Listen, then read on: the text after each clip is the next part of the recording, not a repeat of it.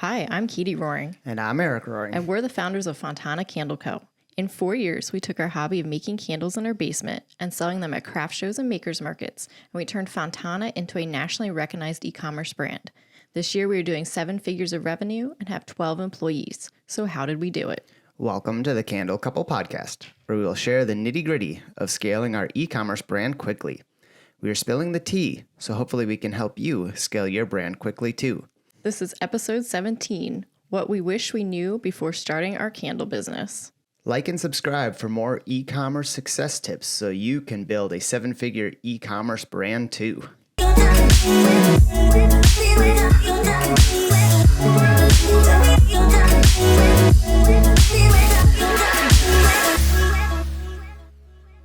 could be a lot in this episode. What we wish we knew before starting. Like, that's very broad. I think there's a lot of things we would have done different, but then there's also a lot of things that we want to talk upon that we've kind of did, but wish we did a little bit better as we have grown. It's hard to say because you never know where you're going to end up. How much resources do you put into it? How much effort do you put into it? What is your end goal? Because our end goal, although we wanted to have a large business, did we really think our candle company would be $1 million business? Honestly?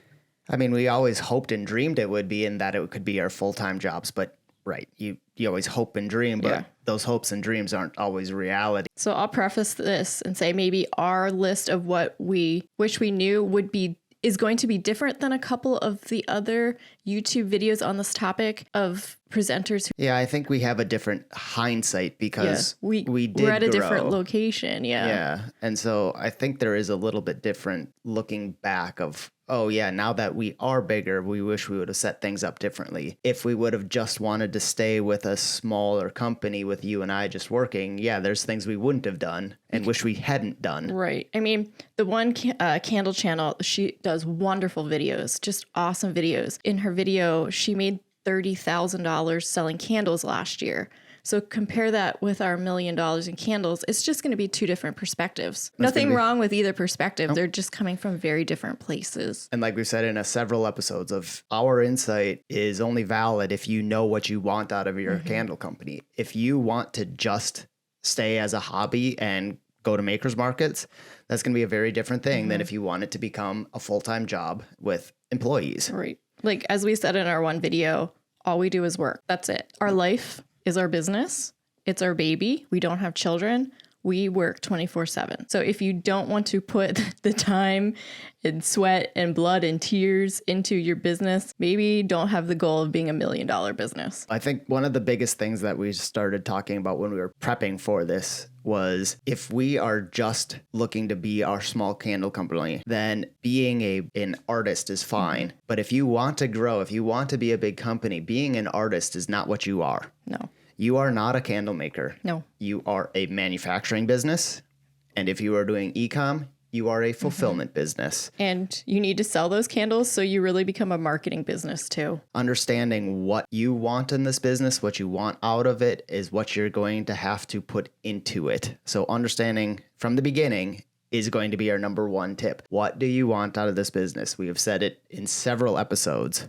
Yeah, if you just want to make candles, again, I can't tell you the last time I made a candle. Do you know when the last time I made a candle? Maybe 2 years ago? Last time I made a candle was in December, I think. And I think that works for me because honestly, I didn't identify as being a candle maker. Yeah. I didn't like making the candle. I mean, you want me blatantly? I don't like making candles. I did. You did, yes, I did you enjoy did. it. I did enjoy it. I don't miss it, but I did enjoy it. In my blood, I'm a marketer. So that's why where the business is right now, where I don't touch the candles and I just do the marketing, it works so well for me. So understanding if you're going to be a hobby versus a business, your starting position and what you're looking for is going to be very different. You know, you want to make 6 figures. Everybody wants to make 6 figures. Understand that this is a volume business. If you can't crank out candles daily, hundreds to thousands of candles, you aren't going to make 6 figures. Our average order value is $60 on our website. We had 1.1 million in sales last year.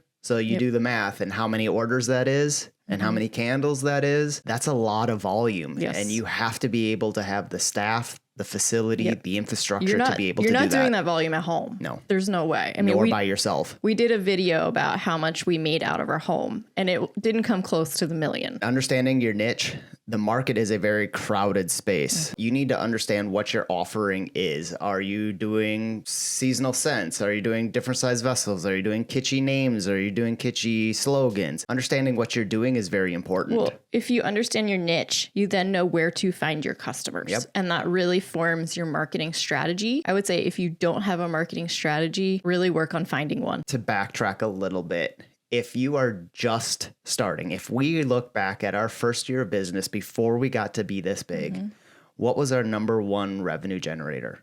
Makers Markets. Yep. Right. What's something that we wish we would have done better, or what did we do well at a Makers Market setting up? Oh, looking back, I hated our setup. I think it was so basic and we could have done better. It was very basic. We did not have a very complicated setup. We had a table, a very nice tablecloth, and a little bit of table decor. We worked on being the last one to set up and the first one out of the market. Yep. Like that was our thing. We're in, we sell, and then we're out. Yep. Because there were some people who the market was their thing. Yes. I think that's what they wanted their company. They wanted to keep it small. They liked doing the Makers Markets. They did it beautifully too. They were there for probably 3 hours before setting up, and they were probably there for another 2 hours tearing down. Not us. Not us. No, we were very quick. We focused on our product, wanted to really tell the story ourselves versus having a display tell the story. If you want to really move in and out and do a lot of shows, I would say make sure it is sustainable from an energy standpoint. We burned out on shows. We burned out on shows, and we didn't have complicated booths. Understanding what your setup is, and do you want to be in and out really quick with a lot of shows, or do you want to spend a ton of time doing a big show over a weekend where you can justify spending all that time doing the setup and the teardown? Time costs. It is extremely important to understand those time costs. Those Makers Markets, looking back now, were so valuable for us because they were like our market test groups. Oh, we would not be here without those Makers Markets. You actually watch your potential customers interact with your product. And we don't get that anymore being an e-commerce company. Nope, that's right. We have walked around in the last year, we've walked around Makers Markets where we started, and we've talked to makers and can understand or see their frustration that they're not growing. And we've told them that, look, this really is an amazing start. Enjoy these shows and get everything you can out of them, not only from a financial standpoint, knowledge, but a knowledge standpoint. Look and talk to your neighbors, see how they're doing, see what kind of items are selling. Listen to the feedback from the customers. Yep. Use that market research and listen to your customers. We became a health and wellness brand. That's why we succeeded really focusing on that niche, because if just anybody switches to essential oils and then keeps going to the same markets where people want fragrance, you're probably going to go out of business because people are going to, oh yeah, you don't have much of a scent throw. These suck. Well, yeah, if your niche is having kitschy sayings on your candles and it smells good, it's a familiar scent, and then you go to essential oils with kitschy and you're trying to sell to the holistic space, it's not going to work. You have two conflicting messages. One of the other things that I really want to emphasize, we did do this because I was an accountant previously, so numbers are my thing and statistics are my thing. So we did this, but I wish I would have even done it more and a little bit better, was keeping track of your statistics. Every sale you make, you need to write it down. You need to know what you sold. You need to know the size you sold. You need to know the scent you sold. Understand what SKUs are moving. Can I take it a little bit further from the marketing perspective? Yes. Get your customer's email address. Start your email lists early because you own that marketing asset. By being able to track everything that you've sold, you can start to develop your data set of what you need to make, how much you need to make, what's not moving, what you can cut and call out of your SKU list. That's going to be extremely important, and start that from day one, because looking back at our data, we can look at, okay, this size didn't sell very well, so cut it out. Right. This scent is working really well, so let's expand that and see if we can build another scent on it. Or if you have dead inventory, that's just your cash sitting there. Cash out. That's your time wasted. I didn't understand that when we started. Yep. I totally get it now. Yeah. And there's some SKUs in our business that I'm ready to axe because they're just not dead moving. Cash. Yep, Yeah. exactly right. So you need to start from very first day tracking what is sold and how much of it you sold. Find your top 5-10 best-selling SKUs and forget the rest. You can waste a ton of time if you have a lot of SKUs that aren't moving. It just complicates your life having so many SKUs. It's complicated. It's complicated. It's an expensive thing. It takes up a ton of space. Knowing what you're selling helps you focus on what to make. Well, in the Candle Makers Facebook group, I see a lot of people asking, how many scents do people recommend to start with? What would you suggest? I would say probably 6 to 8. And then the problem then becomes is, okay, you have 6 to 8 cents, but then how many sizes do you have? If you have 3 sizes, okay, well, now that's 18 SKUs you're trying to manage. It multiplies so quickly. It does. And then if you have wax melts in the same scents or reed diffusers or whatever, I mean, your SKUs can grow so fast. And that's why it's extremely important to understand what scent is selling and what size is selling, because you might have our spiced latte, which sells really, really well, and look at it and say, okay, that scent is going gangbusters. Let's make everything we can out of it. But if we don't understand what size is selling and we're making our largest one that doesn't sell at all, well, we didn't know that. We didn't have that transparency. And so we just made a ton of candles that we're going to sit on. You have to understand the size and the scent combo, each and every SKU. Yeah, and this just goes back to, again, focus on this being a business. Make data-driven business decisions and not just decisions from your gut on what you feel like customers may like. Right. Use your data to make your decisions. 9 times out of 10, your gut is skewed for what you want. Exactly. I do that all the time. Yep. It's leaning correctly if you have an idea of your business, but it's probably not 100% right. Make data-driven decisions, but you have to collect the data first. We're doing that right now when we're branching into a new product line. And I had my heart set on having 1 scent. And I said, it sells well. I know because it it's does. Your personal favorite. It's my favorite. And then you pulled the numbers and you're like, no, this, and this sells better. And I had to stop myself and say, okay, let's make this decision based on data because this is a big decision for us. We're making 5,000 of them. We need to make the right decision. If you're not very business savvy or statistical savvy and you like to be the artist in making the product, then get someone who can help you understand this data. Get someone who can guide you, help set up this collection process. Get a mentor, someone who is your counterpart from the statistical side of it.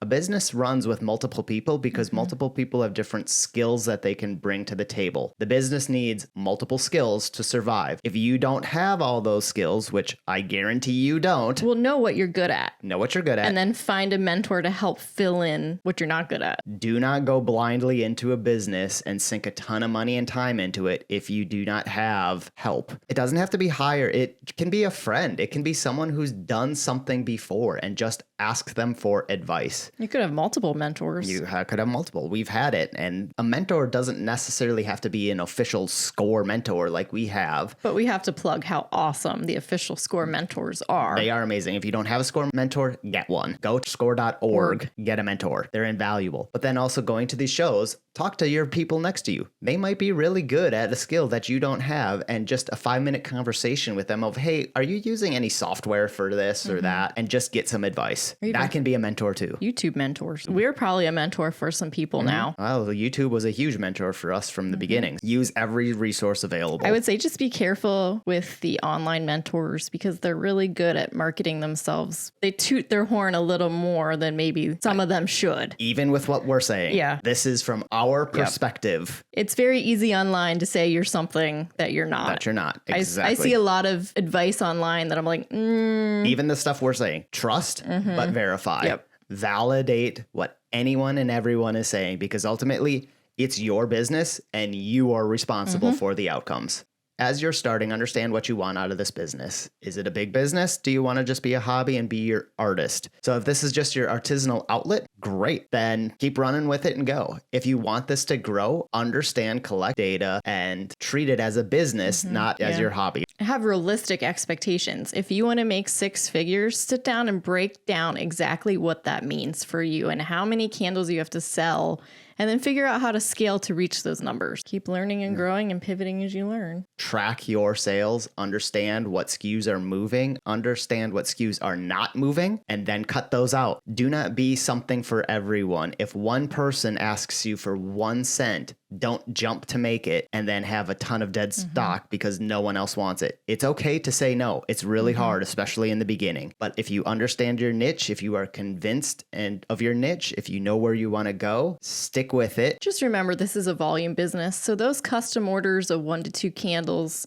If you want to scale, you need to be making thousands. And I do say, yes, SKU. I think that's a very good point in that what is a small order today won't be a small order to tomorrow. Yep. So 1 or 2 candles today, we won't do that. No, we won't touch that. But when we first started, you bet. Because if we were you- making 10 at a time. When we first started, 1, 2, 3, that was no problem. Know your goal though. Yep. Know what a small order is Yep. at your stage of your business. Because I mean, everyone right now on YouTube flashes around, make 6 figures. Like it's some easy thing to do. It's make super, 6 figures. super It's hard. not easy. Knowing what I know now, it's not easy. And don't let anyone fool you into thinking it's easy.